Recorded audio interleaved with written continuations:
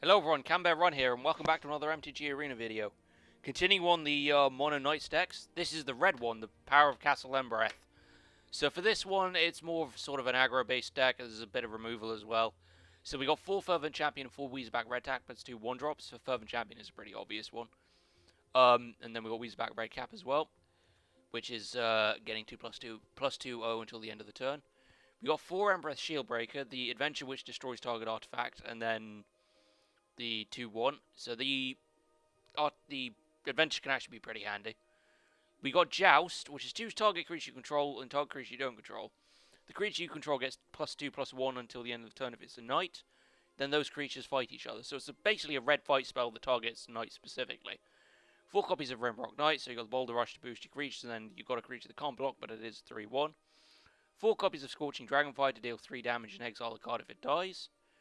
So we got 2 copies of Slaying Fire, so it deals 3 damage to any target, and if you cast it with 3 red mana, it deals 4 damage instead. So it's good to remove stronger creatures. 3 copies of Embereth Paladin, so it has haste and adamant. If at least 3 red mana to cast a spell, Embereth Paladin enters the battlefield with a +1/+1 counter on it. Two copies of Burning Yard Trainer, so when the Burning Yard Trainer enters the battlefield, another target knight you control gets +2/+2 and gains trample and haste until the end of the turn. So it's quite a strong card to put out to use as a finisher. 2 copies of Sarkara the Bold. So whenever Sarkara the Bold or an instant or sorcery spell you control deals damage to a player, exile the top card of your library, you may play that card this turn. So you can tap Sarkara as well to deal 1 damage to any target. So you can use Sarkara to deal damage to a player, take the top card off your library and play that card. So it gives you the card advantage, and then you've obviously got 3 copies of Embercleave, because why wouldn't you? So we got 2 Castle Embereth and 22 Mountains. The idea is it does have a lot of aggression in this deck. If you can get a good curve, you can completely overwhelm your opponent. So we're just going to jump straight into some games and see how we do. Okay, so we're going to do the first couple of games in Play Queue. I've been doing some testing on this deck, so I'll explain why we're going in Play Queue first. Did want to do it in Ranked, but I think there may be a couple of issues with this deck that I need to check out. So, we'll have the first game now. Let's make sure I'm recording. Yep, there we go, we're doing fine. Taking a while to get the first hand. Hello. His Lotus hasn't even... Oh, there we go. It's keepable. So play Weezerback, see if we can get the Joust in, and then hopefully build up towards Embereth Paladin.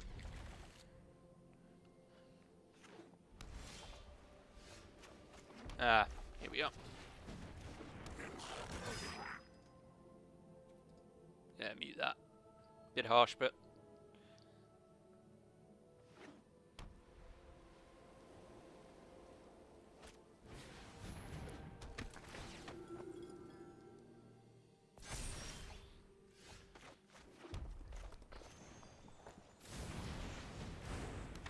if I have to use Joust to get rid of the Illuminarch Aspirant, I will.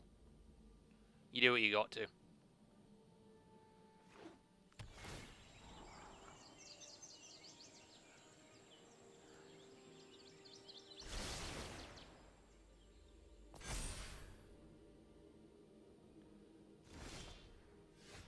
Yeah, I'm gonna have to, aren't I?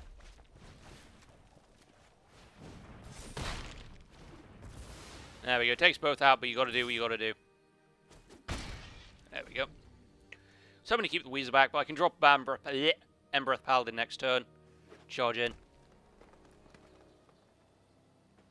So it's a Selesnya counters deck. I mean, if I can keep Embereth Paladin on the field for at least 1 turn, I can drop another one and then just go ham. So...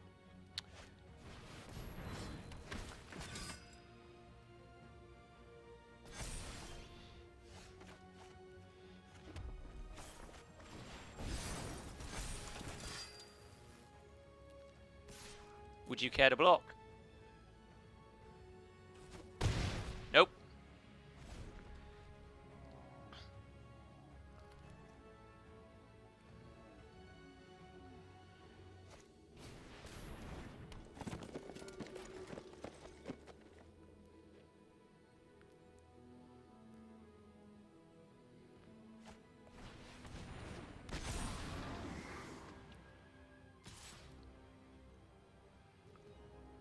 No. So I'm going to have to deal direct hit.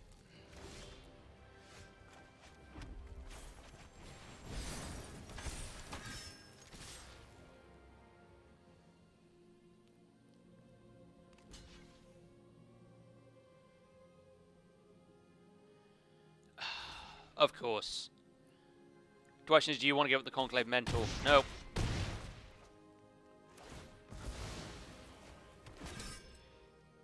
It's really annoying, actually, that Embereth Paladin is only a 5-2. It makes him far too, like, this is one of the issues that I do have. Even some of the higher cost cards aren't particularly great. So, what you end up with... Oh, shit. So what you end up with is you end up in a scenario where...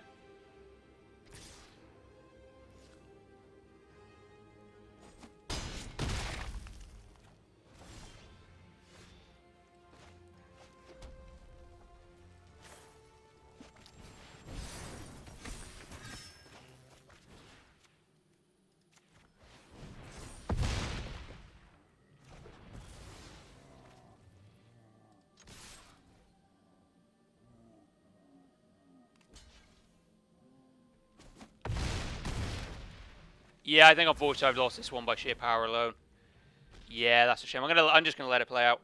I did try, but it's the problem with Embereth Paladin. It's one of the things I've noticed about it is that this deck kind of it doesn't. A lot of the high cost creatures still aren't that strong, so I need to get like burning. And getting all the early lands didn't help. You know, you can just win the game. You don't need to play it out. But I shouldn't complain about that because I've done that loads of times.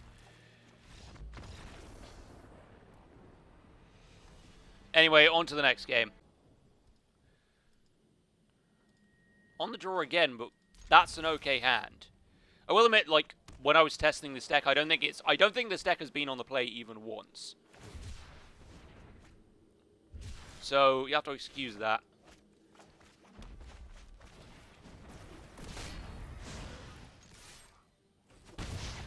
So next time I'll play the other Fervent Champion and boost one of them with Rimrock Knight. Island, Castle Vantress.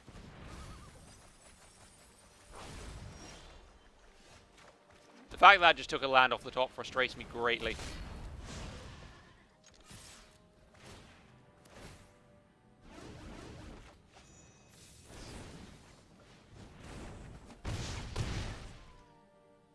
I should be able to overrun him, actually.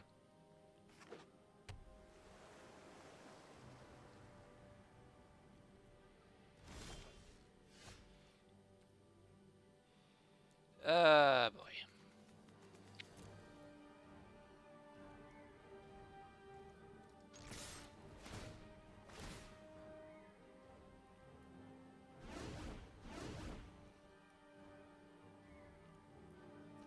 How many land did he actually take?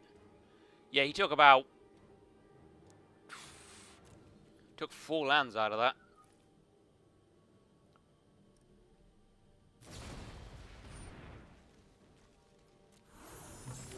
Thought he might do something like that.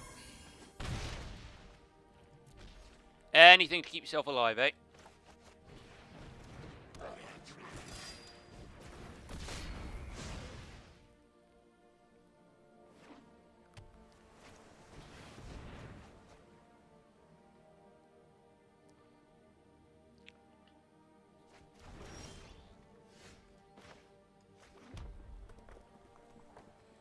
That would do 4.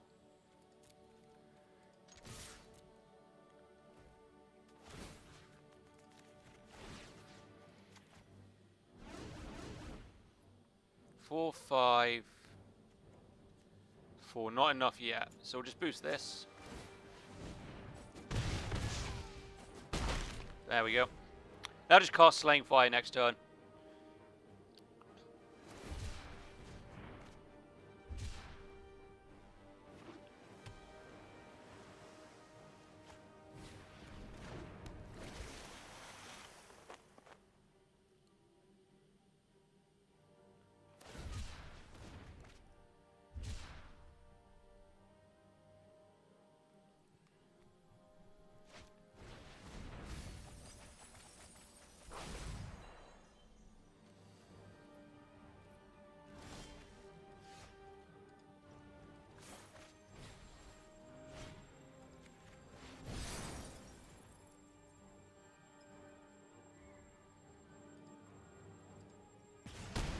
There we go.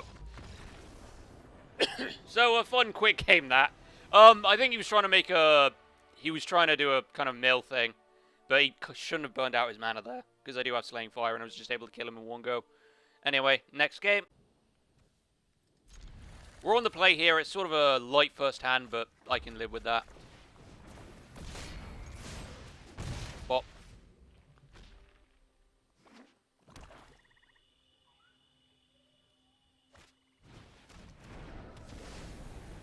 Ah. Oh, we'll just drop the Embereth Shield Breaker. Suppose I know the Mogus Favor, I'm going to be annoyed.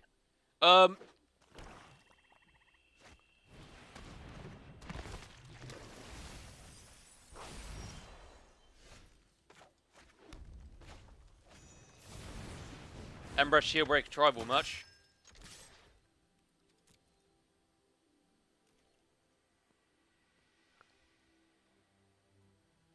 Okay.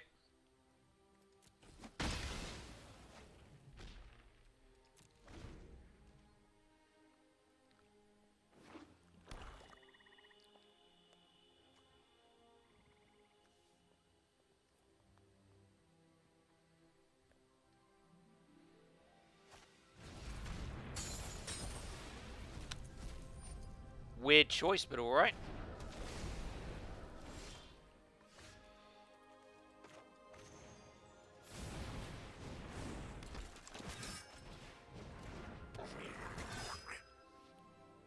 So let's see how you do against more than one creature.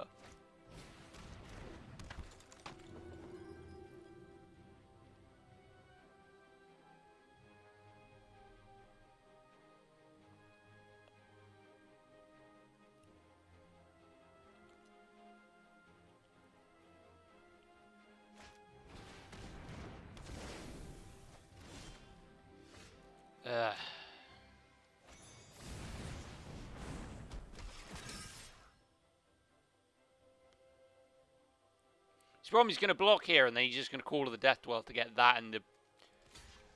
Yeah, he's just going to call to the Death Dwell to get that shit back.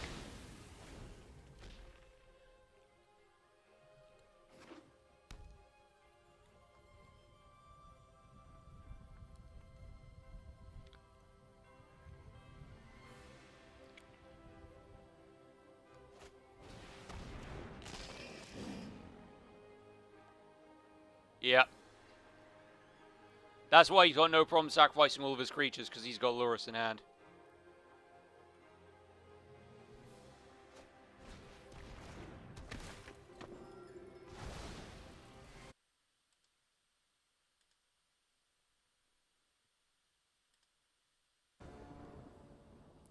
Okay, I'm on the draw, but I should be alright.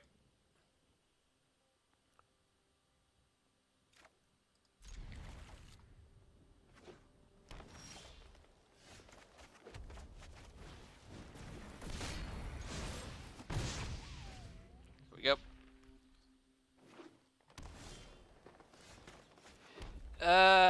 Let's play the Shield Breaker out.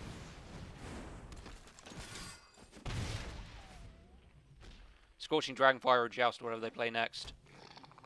Bonder's Enclave. Okay, interesting.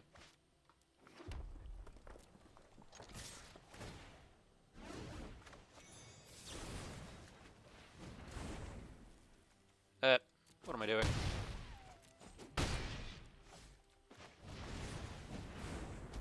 This deck moves really, really, really fast when it gets the good draw. I've got... Oh, I can cast Slaying Fire and destroy whatever big creature he plays next. See, I'm expecting the Questing Beast drop. And then I'm just going to Slaying Fire it and wipe him out.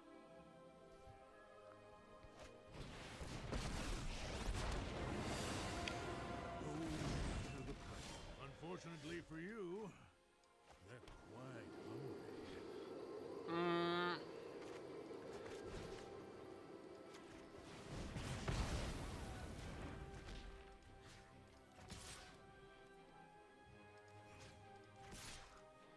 And then we just go after here.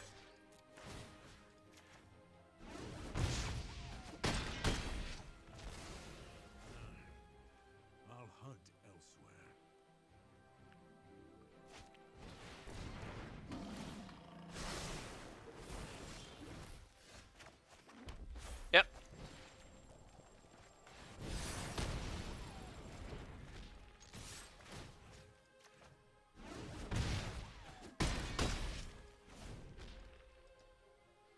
That was run quite well.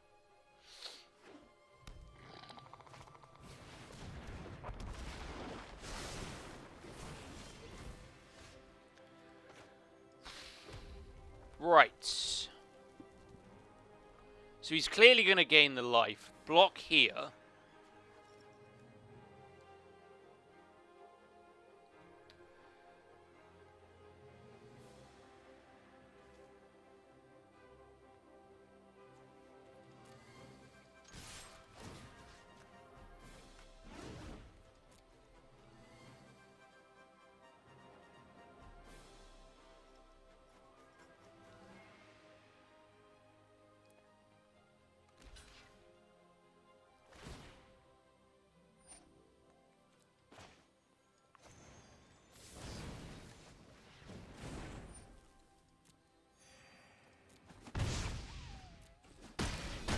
There we go.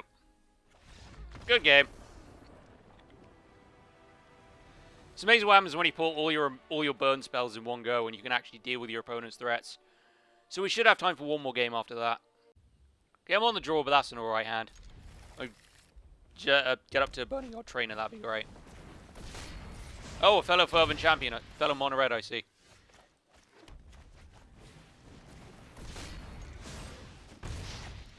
There we go.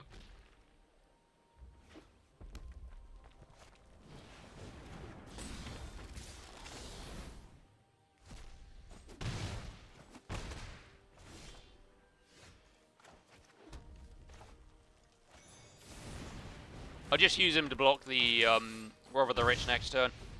Then I can just play Joust on Fervent Champion. I can build this up quite well actually. See how we do.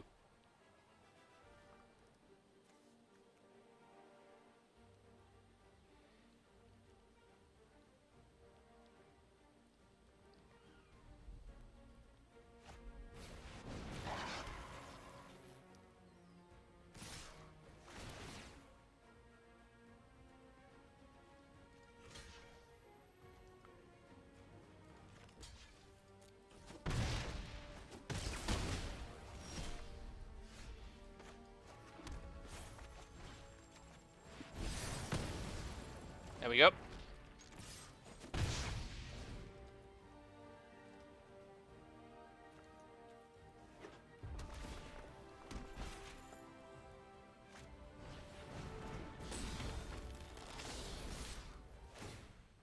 Yeah, we're getting perfect curve mono Reddit here.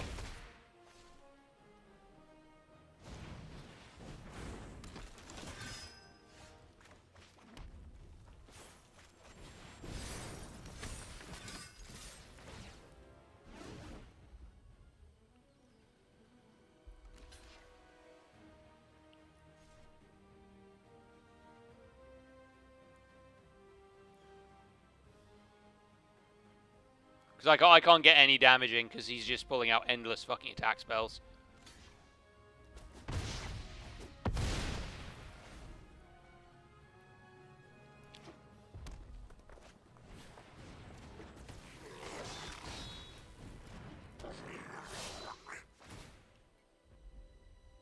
Oh, and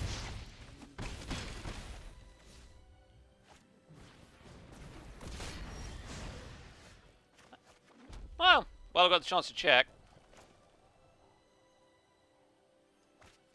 Yeah, I think all I can do is just play, but like I can do a double joust, but I'm basically going to die.